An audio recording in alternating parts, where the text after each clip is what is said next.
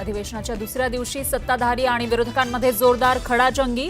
लोणीकरांच्या वादग्रस्त विधानावरून आक्रमक झालेल्या पटोलेंचा अध्यक्षांच्या आसनाजवळ जाऊन गोंधळ. पटोलेंवर दिवसभरासाठी निलंबनाची कारवाई.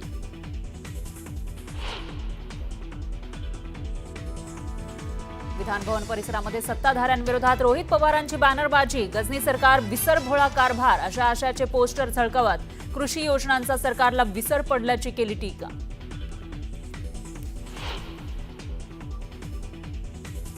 विरोधी पक्षनेतेपदाबाबत कुठलीही घटनात्मक अडचण नसल्यानं सरकारनं पुढाकार घ्यावा भास्कर जाधवांची मागणी.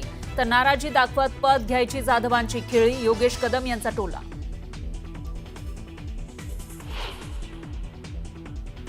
उद्धव ठाकरेंकडून राज ठाकरेंचा छळ. राज यांना पक्ष सोडण्यास भाग पाडलं. नारायण राणेंच्या ट्विटच्या माध्यमातून निशाणा. तर भास्कर जाधवांचा राणेंवर पलटवा.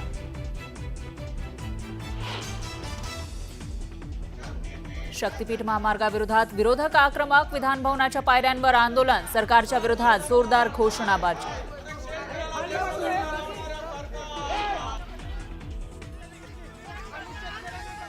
शक्तीपीठ महामार्गाविरोधात धाराशिवमधील शेतकरी आक्रमक. रास्ता रोकोमुळे वाहनांच्या लांबच लांब रांगा. तर काहींचा नदीत उडी घेऊन निदर्शनं.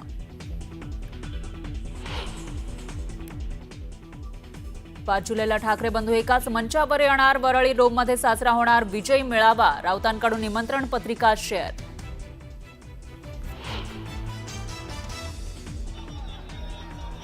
धुळ्यामध्ये काँग्रेसला खिंडार. राहुल गांधींचे निकटवर्तीय मानले जाणाऱ्या माजी आमदार कुणाल पाटलांच्या हाती कमळ.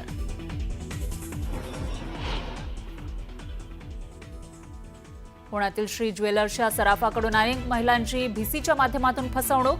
कर्जबाजारी झाल्यानं प्लास्टिकची बंदूक दाखवत दरोडा टाकल्याचा रचला बनाव. उत्तराखंडमध्ये पावसाचं थैमान. यमुनोत्री धाममध्ये महाराष्ट्रातील 150 पेक्षा जास्त पर्यटक अडकले. पर्यटकांच्या मदतीसाठी सरकारकडे याचना. आणि संत तुकाराम महाराजांची पालखीचा सोलापूर जिल्ह्यामध्ये प्रवेश. सराटीत पार पडला नीरा स्नान. तर ज्ञानोबा माऊलींच्या पालखीचं पुरंदावडे इथं गोल रिंगण.